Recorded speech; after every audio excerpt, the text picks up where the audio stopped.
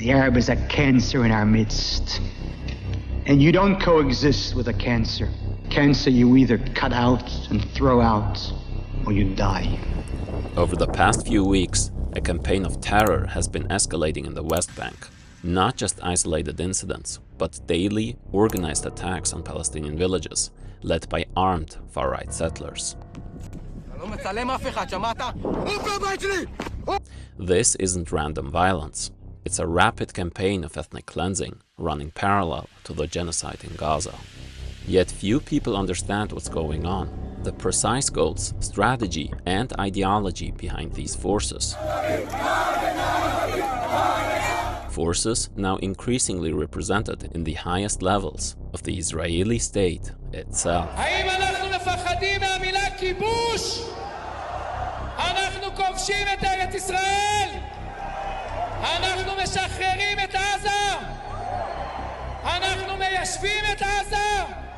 At the forefront of this campaign, the Hilltop Youth, a radical network of settler youth, some as young as 13. Systematically raiding Palestinian villages, destroying indigenous olive groves, and setting fire to mosques, churches, and homes, often while live streaming it. The world barely registered the horror when, in 2015, they firebombed a Palestinian family home in the West Bank, burning a 1-year-old baby alive. The spiritual leader of the group is the grandson of one certain rabbi from New York, who would go on to become the chief ideologue of Jewish fascism, with followers rising to the highest echelons of the Zionist state, poised to fulfill their ultimate dream.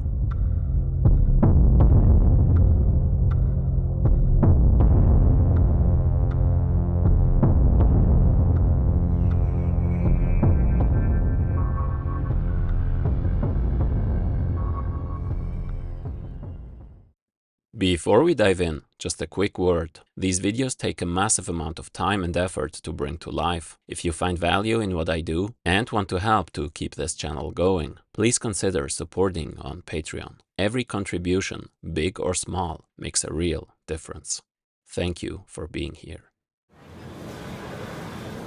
Born Martin David Kahane in Brooklyn in 1932 to an Orthodox Jewish family.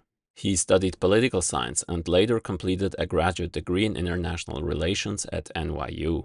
His ideas would eventually crystallize in what is now known as Kahanism, crucially shaping various Zionist groups and influential figures. At its core lies a vision of a halachic state in Israel, which will accelerate the coming of the Messiah. Faith in the God of Israel and a strong Jewish hand, that's the way to bring the Messiah. What does that mean exactly? We'll explore that later in this video. In the turbulent year of 1968, Kahane founded the infamous Jewish Defense League, JDL, to, quote, do the job that the Anti-Defamation League should do, but doesn't. In order to, quote, protect Jews from anti-Semitism by whatever means necessary, the JDL started bombing Arab and Soviet properties in the US and killing alleged enemies of the Jewish people, like Christian Palestinian activist Alex Ode in 1985 with a bomb. One other fellow Brooklynite who joined the JDL in New York was a certain Carl Benjamin Goldstein. In Palestine, he will soon commit one of the most brutal massacres in recent memory.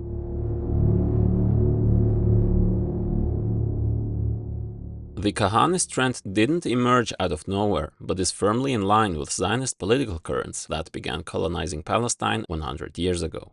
Meir Kahane's father, who had a great influence on him, was the rabbi of a large synagogue in Brooklyn and a strong supporter of so-called revisionist Zionism, which I already briefly introduced in my videos on the Nakba. But here's a short recap. The dominating Zionist current back then was socialist or labor Zionism, which I did 2 videos about. This is considered the left wing of Zionism, which built all the important institutions that formed the State of Israel.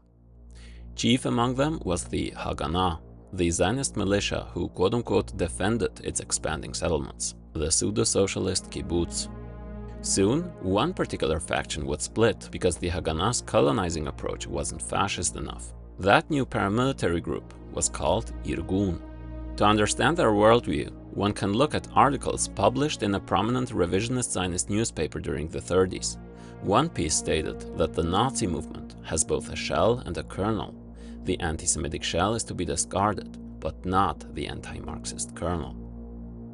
When Hitler came to power in 1933, the same newspaper praised him alongside shining names like Kemal Atatürk and Benito Mussolini. Another editorial in the same publication declared, "Hitler has still not caused as much evil as Stalin has." The map in the Irgun's emblem includes not only the whole of Palestine, but also Transjordan.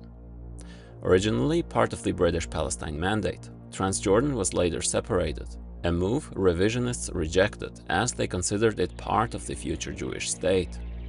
This desire to revise these territorial boundaries is the origin of the designation.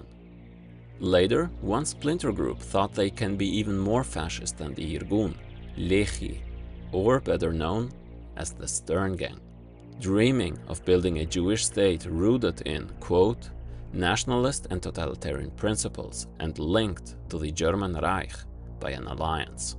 But these ambitions weren't limited to the right wing. The undisputed leader of the Zionist movement, for instance, the so-called socialist David Ben-Gurion, also viewed Jordan as part of the Jewish homeland. In fact, he envisioned a Jewish state stretching into Lebanon, Syria, and even the Sinai Peninsula. Even the kibbutz movement, which considered itself more to the left of Ben-Gurion, upheld the idea that Jews had a right to settle throughout these broader regions. Today, the kibbutz movement aligns with the general goals of the right-wing settler militias, but more on this later.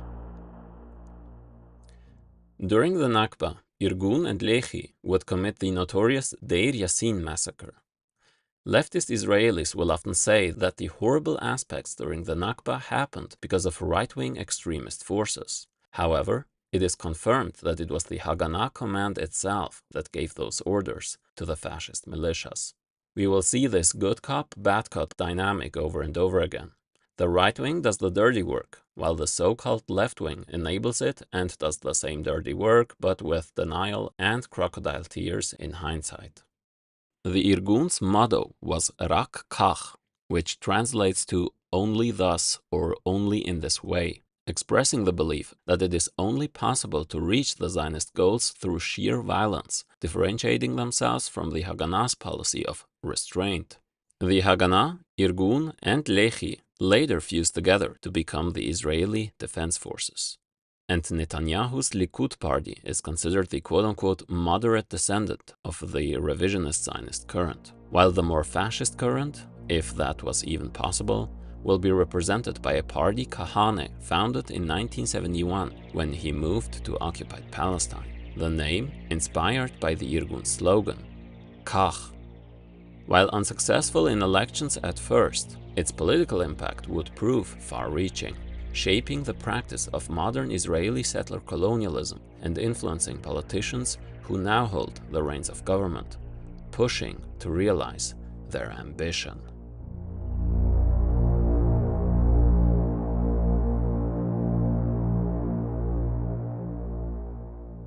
After arriving in Palestine, Kahanist couldn't resist the urge to plan to kill Palestinians multiple times and landed in prison, where he wrote the book They Must Go, in which he ranted about the illusion and hypocrisy of the Israeli left of his time, who started babbling about inclusivity in times of stability. He wrote that even one of the chief ideologues of labor Zionism, Berl Katznelson, a guy left Zionists point to as one of the good ones, agreed with him on the necessity to deport Palestinians, and quoting him, "The question of the transfer of population has aroused controversy. Is it permitted or forbidden? My conscience in this is perfectly clear. A distant neighbor is better than a close enemy." Kahanist argued similarly that Arab citizens are a fifth column and inherently disloyal to the Jewish state, and thus that Arabs, if they don't leave by choice, quote, shall be asked to make a pledge of their loyalty to the Jewish state and recognize total Jewish sovereignty over it. Those who do so shall remain, with no national sovereignty and no political and voting rights, since they are not members of the Jewish nation. If they don't accept their fate as slaves, they will be expelled by force. He further argued for enforcing halakha, the Jewish law, as codified by Maimonides. Quote, "In a state governed by the Torah, there must be a king, or if not a king, then a president. But the supreme authority must lie with a rabbinic court."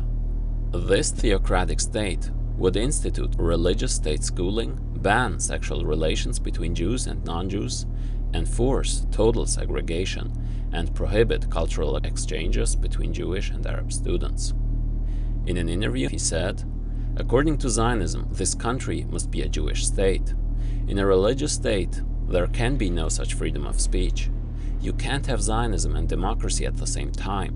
And for those who criticize me, it's very difficult to get out of this contradiction." In this, he was quite correct, because, as he explains, quote, "Democracy means equal rights for all, irrespective of racial or religious origins. Therefore, democracy and Zionism cannot go together, and Israel's Declaration of Independence, which proclaimed the state to be a Jewish state, is a totally schizophrenic document." With this, he points to the contradictory way left and liberal Zionists try to decorate their project with an idealized concept of democracy to appeal to liberal Western public opinion.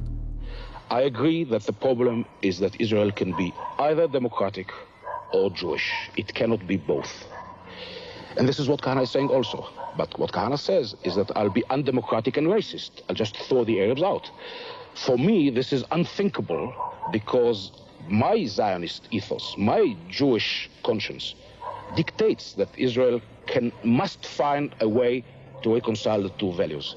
Yeah, but you've been trying to reconcile the two values here since 1948. Correct. And you haven't reconciled them. Things are not getting better, they're getting worse. Well, I don't want to give it up. Well, I understand you don't want to give it up. And in the long run, it will. So, look. When asked what the borders of Israel should be, he answered, "The borders that are mentioned in the Bible. Let me tell you what the minimal borders are. The southern boundary goes up to El Arish, which takes in all of northern Sinai, including Yamit. To the east, the frontier runs along the western part of the east bank of the Jordan River, hence part of what is now Jordan. Eretz Israel also includes part of the Lebanon and certain parts of Syria and part of Iraq, all the way to the Tigris River." These views are not exceptional. In this, he largely agreed with the leftist Zionist founder of the State of Israel, as mentioned before. Just like Ben-Gurion, Kahanist expressed the essence of what this is all about, cutting through all the bullshit. Question: in your dreams, how do you visualize the Middle East? Answer: if the Jewish people do what God wants, if they return to Israel, the Messiah will come. At that time, we'll have peace not only in the Middle East, but all over the world. Then there will be no peace before the advent of the Messiah? No way. We can't have peace any other way. A rabbi once said, "To deceive other people is a terrible thing, but to deceive oneself is a crime." We can't have peace here. The Arabs sincerely believe, and I can understand them, that Haifa belongs to them, and Tel Aviv and Jaffa, not just Judea and Samaria. They sincerely believe, and again, I can understand them, that this country belongs to them. In 1948, 80,000 Arabs lived in Jaffa. There were 70,000 in Haifa, and 50,000 in Ramleh and in Lod. They want to go back home. They don't want to go to Nablus or Jericho. They want to return home. While this fascist obviously believed that Arabs are inherently inferior and anti-Semitic, notice how he explained quite clearly the Palestinians' real motivation for resisting. If you want to look at the naked, honest core of what Zionism is all about, you have to read what its founders or right-wing proponents have written. It's very important right here that you realize that far-right Zionists play a crucial role by acting as the shock troops of the settler colonialist enterprise, pushing the boundaries, creating facts on the ground. Meanwhile, left-wing or liberal Zionism strives to provide a human face to the colonial project on the international stage by pointing fingers at the right in an attempt to isolate the problem, as happened during the Nakba, or today when people say that the genocide is just Netanyahu's fault. In this way, they serve to temper and even co-opt criticism, allowing the underlying colonial structures to persist and normalize.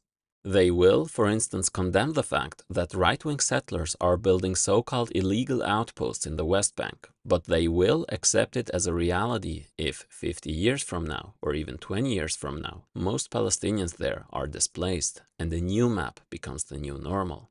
How do we know this? Because they already accepted it in so-called Israel, when militias built illegal settlements there and displaced 80% of the Palestinian population. Both left-wing and right-wing Zionism fulfill a crucial function, similar to the roles liberal and conservative parties play within class society more broadly. Check my series on the history of Zionism to better understand these dynamics. I'll link the playlist in the description below. In the meantime, Kahanist's friend from Brooklyn, Carl Benjamin Goldstein, settled in occupied Palestine as well, serving as a physician in the Israeli murder army, where he refused to treat Arabs, even if they were IDF soldiers. There, he changed his name to Baruch and became active in the Kach. In the morning of February 25, 1994, Baruch Goldstein, dressed in an Israeli army uniform, entered the hall of a mosque in Hebron, or Al-Khalil, where approximately 800 Muslim worshippers were performing their morning prayers during the holy month of Ramadan. Then, he opened fire with an assault rifle, killing 29 people, including children, and wounding 125 others. He continued firing until he was overcome and beaten to death by survivors. Following the massacre, a full 23 years after its founding, the Israeli cabinet banned the Kach after over 2 decades of it being plainly obvious what the party was doing and aiming for. Kahane was assassinated in Manhattan in 1990, but his ideology has survived and grown. The most prominent and powerful Kahanist today is current Minister of National Security Itamar Ben-Gvir, who for many years displayed a picture of Baruch Goldstein in his living room. The Jewish supremacist on the rise had been a Kach member from age 16 and referred to Kahane as a holy man, a righteous man. But this isn't just about Nazi-like individuals, it's about a systemic effort to reshape the entire region. Subscribe to the channel to not miss the next part, where we'll shed light on the political parties and the growing settler groups actively working to implement Kahanism during times of genocide from outside and within the state. How far have they infiltrated? Who funds them? And why is far-right Zionism rising at this moment in history? Don't forget to leave a like and comment. I'll see you soon. Zionism, the very definition of it is the creation of a Jewish state. In fact, Israel is defined in its Declaration of Independence as the Jewish state. I think that only liberals have such contempt for Arabs that they believe that you can buy an Arab's national pride by raising his living standards. Not by bread alone does an Arab live. Because I respect the Arab, I want to throw him out.